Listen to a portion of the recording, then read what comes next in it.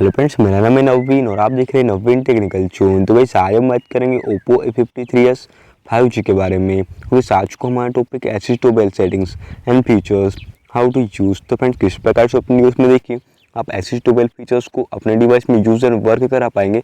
तो वीडियो को आखिरी तक देखिए एंड समझिए। अभी तक आपने हमारे चैनल को सब्सक्राइब नहीं किया तो प्लीज़ सब्सक्राइब कर लीजिएगा। तो फ्रेंड्स बिना टाइम वेस्ट कर यह वीडियो स्टार्ट करते तो आप डिफ़ॉल्ट सेटिंग्स में जाइएगा एंड यहाँ पे देखिएगा सबको इस प्रकार का कुछ इंटरफेस शो करता है। तो आप नीचे इसको डाउन कर लीजिएगा एंड यहाँ पे आप कन्वेंसी टूल्स ऑप्शन पे जाइएगा।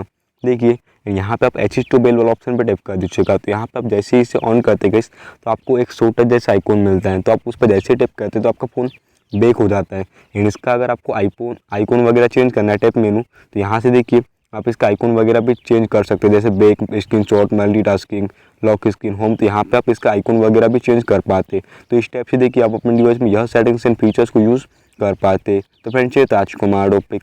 उम्मीद है फ्रेंड्स आपको वीडियो पसंद होगी। आज के लिए बस इतना ही। Thank you.